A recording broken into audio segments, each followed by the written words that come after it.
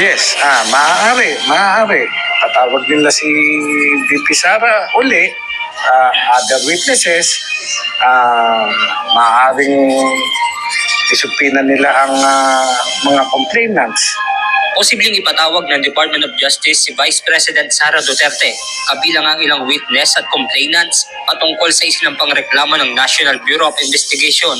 Kaninang umaga, formal na nagsampa ng mga reklamong inciting to sedition at grave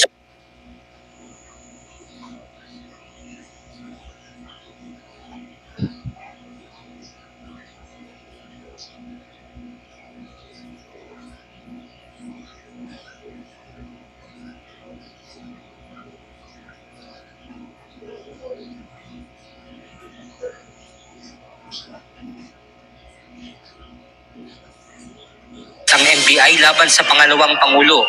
Ayon kay NBI Director Jaime Santiago, ginamit nilang basihan ng reklamo ang online press conference sa Zoom kung saan nangyari ang umano'y pagbabanta ni VP Sara laban kina Pangulong Ferdinand Marcos Jr., First Lady Lisa Marcos at House Speaker Martin Romualdez. Kasi open source evidence yun, ano?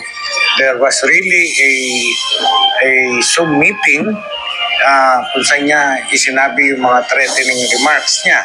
Yun ang aming at because of bakit inciting to sedition, because of karon ng patawag ng meeting na nagpulong-pulong dyan sa EDSA yung katahimikan natin ay medyo na bulabog. At dahil na isumiti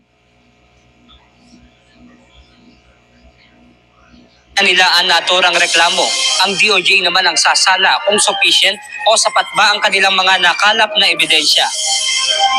Kung ang DOJ ay makakita ng prima facie evidence that magkakaroon ng certainty of conviction, ipapile nila ang kaso.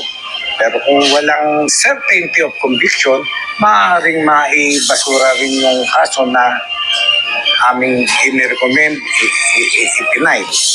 Ayon pa sa NBI Director, ginamit ding basihan ng reklamo ang nakuha nilang salaysay ng ilang kawani ng media at vlogger na dumalo sa online press conference. Matipid naman ang tugon ni VP Sara nang hingan ng reaksyon sa isinampang reklamo ng NBI.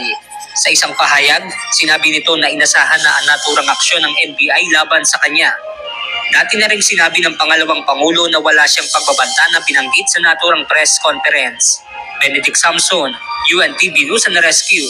Diyos ang aming sandigan, serbisyo publiko ang aming pinahahalagahan.